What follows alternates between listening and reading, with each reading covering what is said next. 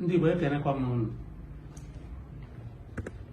Vidiyo anụ m na-eme ugbu a bụ ihe gbasara ndị Igbo, so ọ na okwu anyị ka m ga-ekwu ya n'olu anyị, olu ndị Igbo. Ọkwa ihe gbasara Nnamdi Kanu.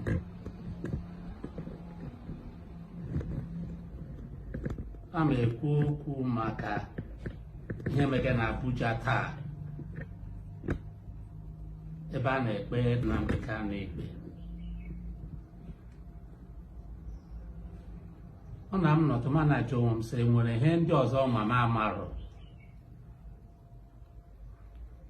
enwere mkpebi enwere m amarụ. Ikpe a ikpege na Abuja taa a na-ekpe Nnamdi Kanu, ele ebe eji ya aga, ele ha chọrọ n'ime ya, ele mkpebi dị enwe, ele ha ebumnobi eji ekpega ikpe a. Ka ha ga-eme achieve, ka ha ga-enweta n'ikpe a ikpege na Abuja. Mụnwa asọpọtụ ya ikpege na Abuja. Na 2005, oge Obasanjo, enwere similar situation. Onye izizi eme na arrest mgbe awa Asari Kubo. Ngwa onye abụọ eme na arrest ebe m na-agba bọọlụ.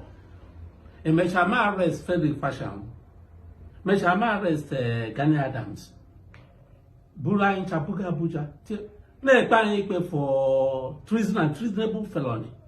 Anyị anọ mgbe orukwe mgbe a ga-ahapụ cha ndị ọzọ jide m nọ extra 1 year and a half before ahapụrụ m.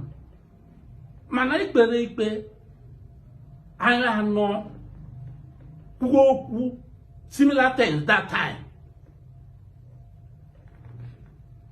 Mana taa asịsị na terrorism. Fine, terrorism. Ihe mege na Nigeria taa, ọsọ Nnamdi Kanu mege ya. Isi na terrorism.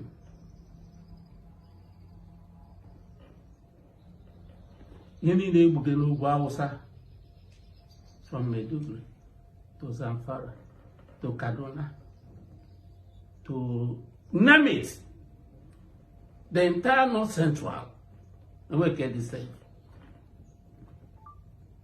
Ọkwa terrorism again. Bugo onye ọbụla, ma ndị uwe ojii, ma ndị amị, ma onye ihu ma onye azụ. Ọkwa egudege ndị a. Over 10 years now. Mmadụ ole n'ime ha ka ekpeghị ikpe na kọọtụ Nigeria taa. Ndị Igbo wụnụ aka m jụga ihe ndị a. Mmadụ ole n'ime ndị a ka ekpeghị ikpe taa. Nke onye Yoruba Sunday bụrụ, nke ahụ na-eji m egbe ma anụ n'ọnụ ihu na-eso ya na-agba ndụ mmadụ, ahapụ ya. Ele ebe ekpeghị ikpe taa. Ọwụsị onye kwugo okwu na redio,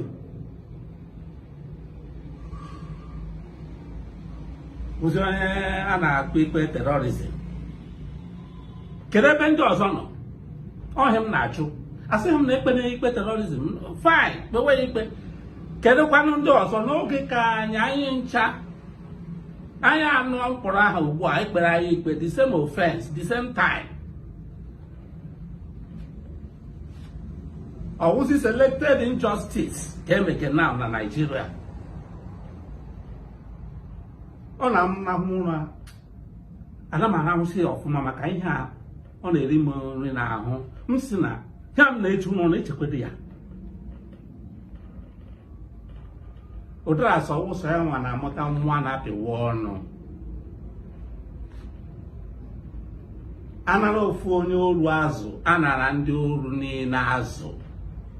Ndị Igbo elee ihe meke unu ụdị ihe a? Onye ọbụla na-emechi ọnụ gbapụ, enweghị na-ekwuzi okwu. Ndị kwanụ bulitere keesi a na-ekpe senior advocates of Nigeria align up ndị Igbo senior advocates. Fine, ka akọrọ na akụrụ na agbalịkwa senior advocates unu agbalịana. this SBs na etadaga emega accept na court. All these SBs na emega admit. Unu nonga. SBs okwade ya ka ga-eche nye judgment. Ka mgbe judge gaji de judgment ya ga ebe ọzọ ga were ndị o ji ebe ya. Ele ebumnobi unu, ele dị unu cheke. Ka ọnụ ka ịkpọpụta nwanne anyị ka a sacrifice ya. Ele ndị butere atụmatụ ikpe aza. Aghọtara m na-eche ma enwere otu unu shiri nwee mkpebi na Abuja ebe ahụ a na-enwe onye mmanụ.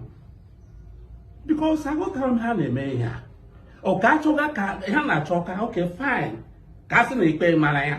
Ikpe mazi anyị bidozie yọwa ayịyọ. Ayịyọ ahụ anyị na-ayọkwa n'ugbu a. Anyị ga-ayọ ugbu a ma ikpe ma ya. Ọwụ mgbe a ga n'ụlọ anyị hapụzie ya.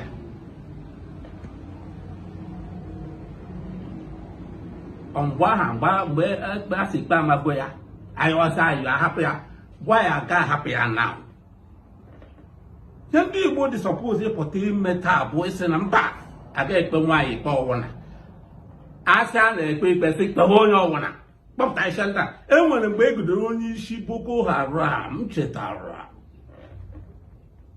Ebe a ga-aga zuo ya bụ na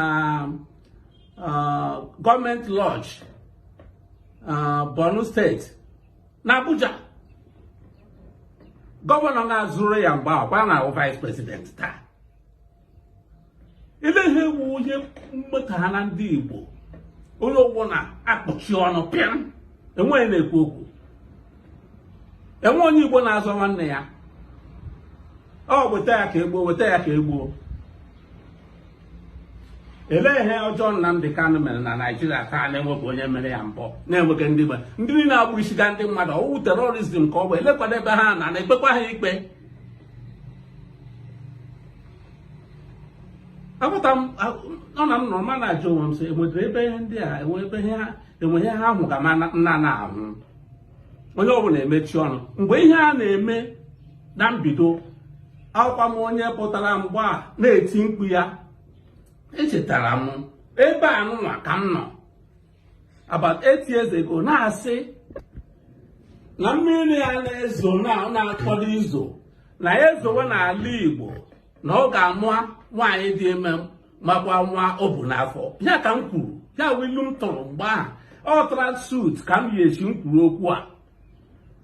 Si na ihe niile a na-ekwu n'ala Igbo na a na-eme gburugburu World Igbo Congress ele ebe unu nọ taa. Ndị ahịa agwọ nọ n'akịrịka ele ebe unu nọ na ele ebe agwọ unu na anọ. Mụnwa nọ na South East for over 20 years now. Enwe ebe m gara. Onye nọzi bi na America na-ebi ha n'ala Igbo pụtasị na agwọ nọ n'akịrịka na-akọsọ ọgba aghara. Ugbu a ọ ghọziele problem Nnamdi Kanu. Sọ Nnamdi Kanu. A na-atụrụ anyị godu Nnamdi Kanu ndị Igbo ma Igbo politicians a ga-eso na-atụrụ anyị ha aka ha nọ na ihe a. Ndị na-atụgo ego a na World Igbo Congress adị suppose ịtụrụ anyị ha. Gwa ya o ji wụrụ na Nnamdi Kanu. Onye ọnwụ na-emechi ọnụ enwezi onye na-ekwu okwu. Ka esi akpọpụta ya dowe na ebe ahụ na-ekpe ya ikpe. Kedu ihe ọjọọ mere unu ncha aka unu na-anọ? Ndị Igbo adịghị suppose support ikpe taa. To be very honest, ka m kwukwa eziokwu, ndụ mere my feel na ekpegede ikpe na ihe gbasara Nnamdi Kanu bụ Ejiofor. Why na azado? Yes. Pastor Ejiofor na lawyer Ejimakọ. Terrorism treason and treasonable felony. Awụ ihe eji egwu. Onye na-anọ si na-ewo si na advocate of Nigeria ewere SBs na-apịlụ ka emere eme admit gị nọ. O wee mechaa admit ihe niile a. Ka ihe ị ga-eme? Judge na-ede judgment ya sị how many senior advocates of Nigeria Benikpa come hapuze SBS Kaoro Inwe Kamga the judgment. Okay, can make it. Can have photo guy here. I want to be able to go. Hem de kukem kan kukwea. Olukwea age tetalan ku he do to a. Agota de mi no mege. Owo ipecha federal government ayo get the Cambeshi. Again, hands. The judge no way ama. Even without evidence, without SBS India, na government troka a convict here. Even without him there. The body language federal government is show gonna how to convict them and they can. Otherwise, I will be the president no issue. I get Jaka say, but I want like Igbo. I guess so not support her because him no support there. Or I convict you why there is somebody people happy. I got particular because the moment I convict Hana, as an Igba Manonya, a change Juana. He will not always go to all day. Anything can happen. In my whole day, conviction at the Plavia. As a make quick more because I'm man when I'm meeting on the Hamon and Abuja. Assurance is hanging on. It's a quick bazaar. Oh, take a quick treason and treasonable felony. Solution here political solution. Or we have like when I court. If go in a court, he can hear whereby I got like here. Okay, favor okay. Any man never talk up a favor you, a favor deal. Can't cook where you what? All where, Boggy Ramasa Papa Munagua. I'm up with Benda, he have Pulucha, I'm up with Hanaka. I didn't suppose you were 1 night walking Popotala has I peggy. Ikpe, Uwazuruike no Kwanime. As him come, Nkrukem ta Kanu Kolum, Obusapano, there one. In the heart of the city where stories unfold, NjenjeMedia TV shining bright and bold, bringing news from the corners of the globe.